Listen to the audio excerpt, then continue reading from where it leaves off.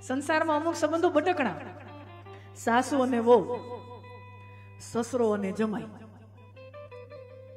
એક म्यान में दो तलवार नहीं रहती. ससरो ने जमाई, नणंद ने भाभी. बराबर. अमुक संबंधो एवा छे बटकણા, બહુ ધ્યાન રાખવું પડે. જરાક વિવેક ચૂકાય કે જરાક મર્યાદા ચૂકાય ને એટલી બટકી ને જ ઉભો હોય. બહુ સાચવીને ચાલવા પડે.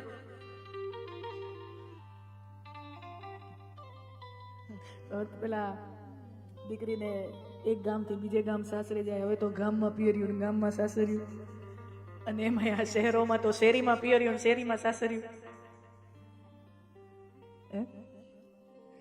હવે એક જ ગામમાં રહેતા હોય તો આવવા જવાનું એવડે દૂર રહેતા તો થોડાક મીઠાઈ લાગે ને, ક્યારેક આવે. હવે એને અમદાવાદમાં જ રહેતા હોય, રાજકોટમાં ન્યા બધા રહેતા હોય, ન્યા રોજ ભટકાય.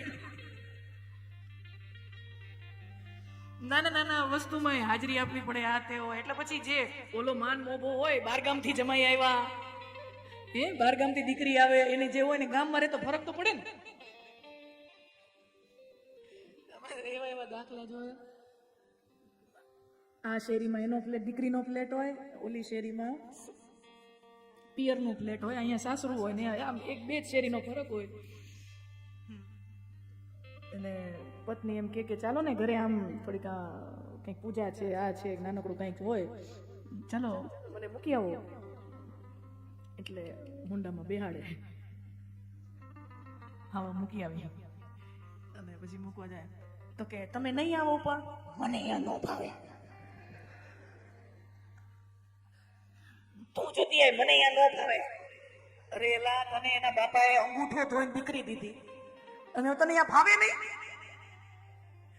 તને અંગૂઠો ધોઈને દીકરી દીધી, મને અહીંયા ન ભાવે, તું જતી આય.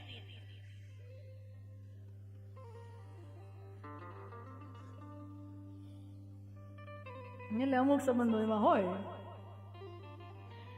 મને એટલી પ્રસિદ્ધિ મળી, મને એટલી ખ્યાતિ મળી, મારા જમાઈથી જોવાતું નથી, આવો મનમાં અવળો વિચાર લઈ આવે. અને હવે મારું અપમાન મારા જમાઈ કર્યું તો મારે મારા જમાઈનું અપમાન કરવું, એ હેતુથી દક્ષ પ્રજાપતિ પોતાની કનખલ નગરીમાં અતિ ભવ્ય યજ્ઞનું આયોજન કરે છે.